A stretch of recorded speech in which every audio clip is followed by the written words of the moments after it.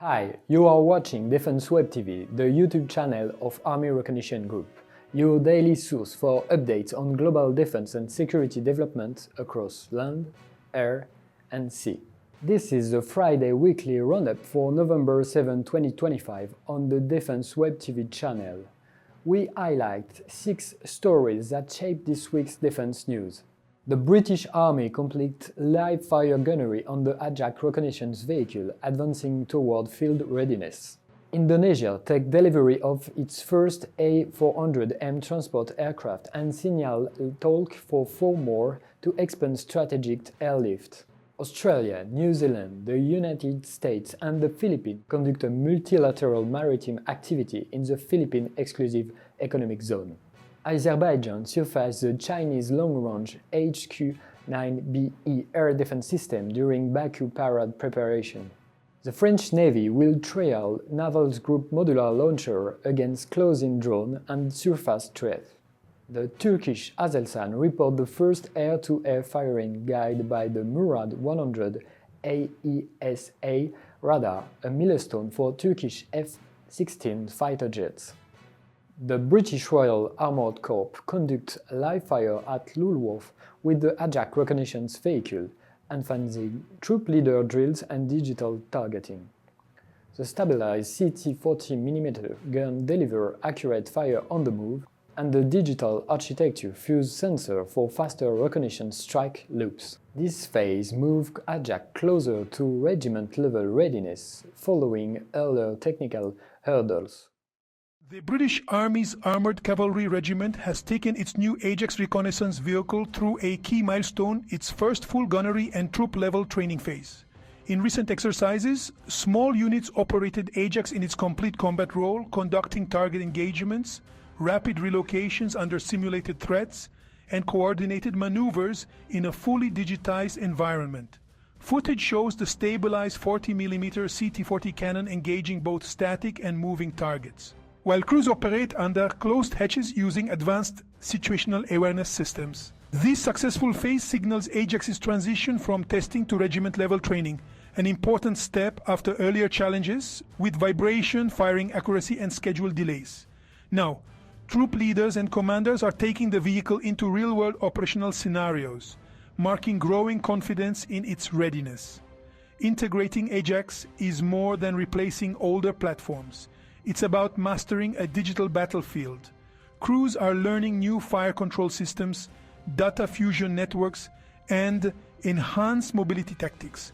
The training highlights Ajax's core strengths: firepower, survivability, mobility, and connectivity. The stabilized CT-40 cannon delivers precision fire on the move, while modular armor, hydropneumatic suspension, and sensor-driven awareness boost protection and agility.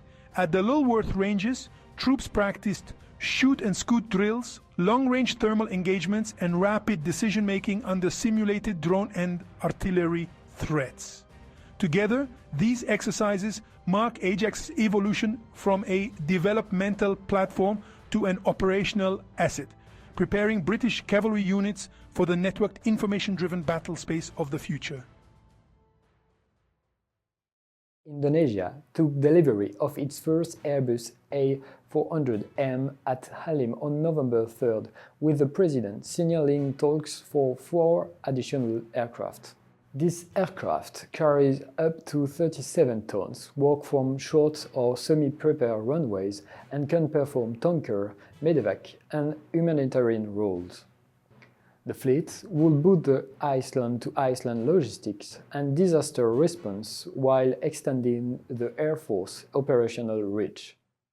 The Airbus A400M is a next-generation heavy tactical airlifter built to bridge the gap between smaller transports and large strategic cargo planes. Capable of carrying up to 37 tons of outsized cargo in its 4x4-meter hold, it can operate from short or semi-prepared runways and quickly adapt for troop transport, medical evacuation, aerial refueling, or humanitarian missions. Born from a long-running European collaboration, the A400M entered service last decade and now serves multiple nations across Europe and Asia. Indonesia recently became the 10th operator. joining countries like Malaysia and Kazakhstan, which received its first aircraft in 2024. For Indonesia, the A400M delivers a major strategic boost. Its heavy lift capacity allows transport of vehicles, helicopters, or engineering equipment in a single sortie, cutting mission times for military or disaster relief operations. With vast distances between its islands, Indonesia gains a vital tool for rapid troop deployment, logistics resupply, and civilian protection during natural disasters such as earthquakes, tsunamis, or forest fires.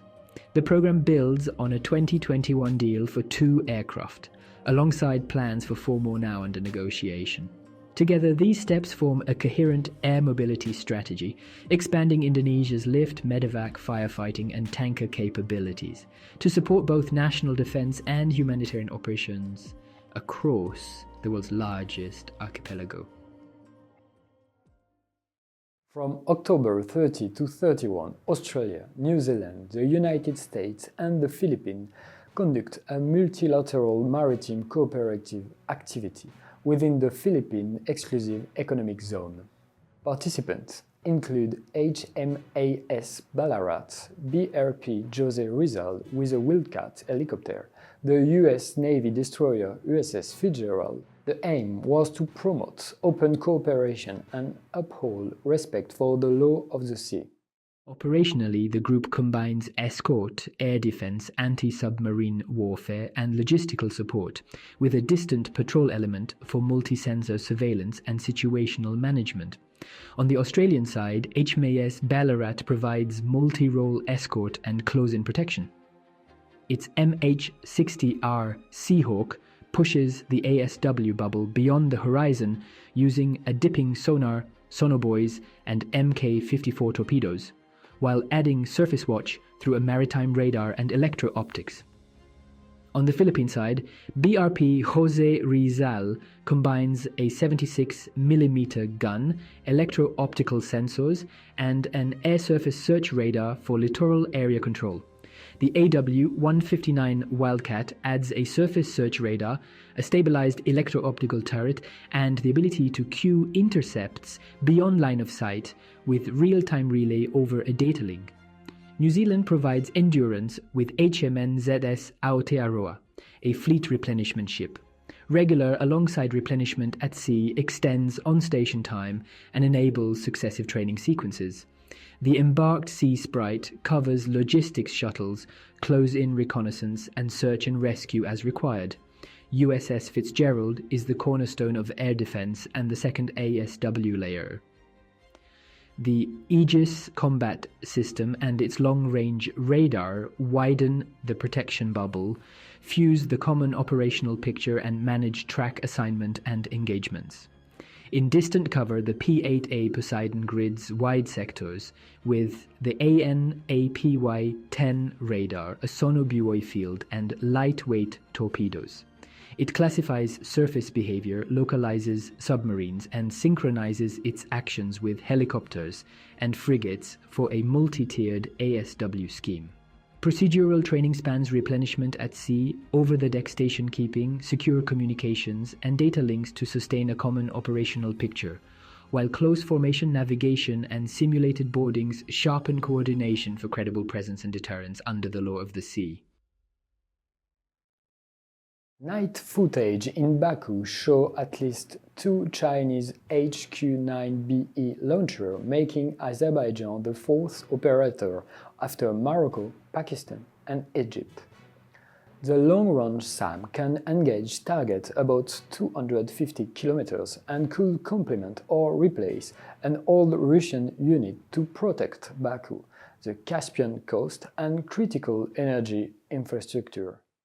China's HQ-9BE, also known as the FD-2000, is the latest export version of the HQ-9 air defense system, built to intercept aircraft, cruise and ballistic missiles and other airborne threats at ranges of up to 250 kilometers and altitudes reaching 50 kilometers.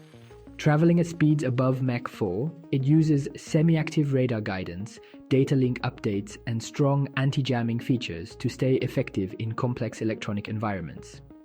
Beyond its interceptor role, the HQ-9BE serves as a command node, linking other air defense assets into an integrated multi-layer shield. For Azerbaijan, the system delivers long-range coverage over Baku, the Caspian coast, and key energy infrastructure. When paired with existing Buk MB and Tor M2KM systems, it creates a fully layered defense capable of countering aircraft, drones, and missiles across multiple ranges.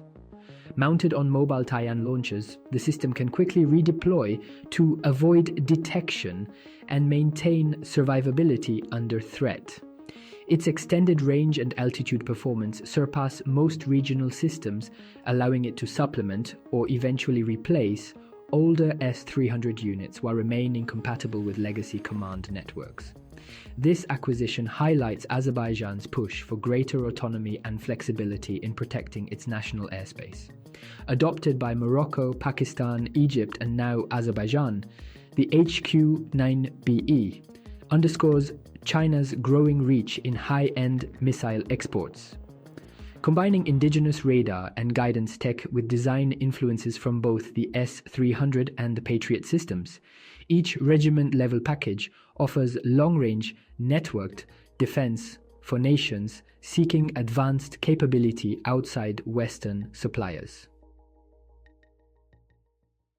Naval Group has validated the ready-to-fire status of its multi-purpose and modular launching system, and will start land trial in January 2026 before at-sea firing. The modular turret employed 70mm guide rockets, Mistral 3, lightweight multi-role missiles, and Acheron MP, providing up to 8 km of close-in defense against drone and small surface threats. Naval Group's MPLS is a reconfigurable ship-agnostic launcher built around a 2-axis turret and 4 interchangeable effector modules. It's not a single weapon but a flexible near-field fight system. About 1,000 kilograms of ammunition capacity, a total loaded mass under 3.5 tons, and an elevation range from -20 to +60 degrees. The turret carries its own firing computer and electro-optical fire control, can operate autonomously or be slave to a ship's combat management system, and uses pneumatic or pyrotechnic ejection with rear deflectors to protect masts and antennas from backblast. Modules can be loaded with 68 or 70mm rockets, including Thalys Belgium's FZ-275 laser-guided round, short-range missiles such as MBDA's Mistral 3, Thales LMM, and MBDA's Acheron MP for precision anti-surface shots. Naval Group sights a defensive envelope out to 8 kilometers, matching the FZ-275's roughly 1.57 kilometer performance when cued by the MPLS electro-optics or a shipboard designator. MPLS was publicly unveiled at Euronaval on November 7, 2024, where Naval Group signed an MOU with Thales and KNDS and confirmed collaboration with MBDA. Earlier, a September 2024 land demonstration at Thales Herstal validated 70mm firings. Land trials will begin in January 2026, ahead of planned at-sea engagements from a marine national platform.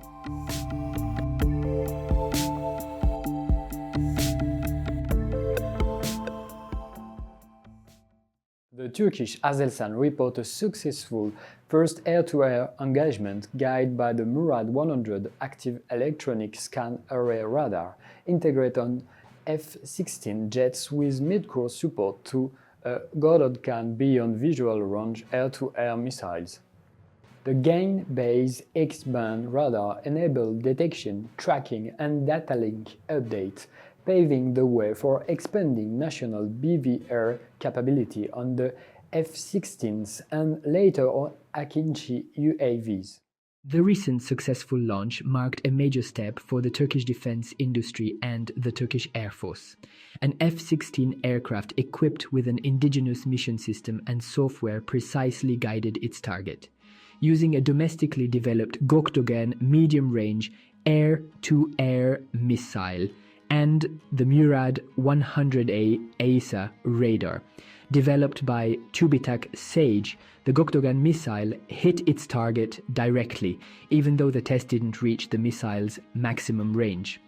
The radar successfully detected, tracked and guided the missile from a significant distance, demonstrating the system's accuracy and reliability. For the Gokdogan to perform at full beyond visual range capability, full integration with the aircraft's fire control, radar and mid-course guidance will be essential. Turkish Air Force officials praised the performance of the X-band Murad-100 AESA radar, which uses advanced GAN-based transmitter and receiver modules. Though not operated at full power during this test, it proved highly effective. Engineers note that achieving full performance will require greater electrical, cooling and computing capacity from the host aircraft. Further firing tests are planned soon, including trials on the Akinci unmanned combat aerial vehicle, signaling continued advancement in Turkey's indigenous radar and missile technologies.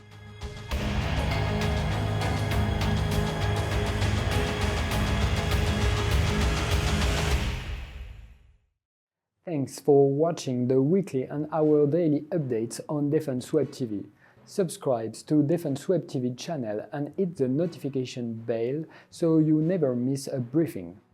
We are getting close to 200,000 subscribers. Thank you for your support, and we will be back on Monday with fresh defense news.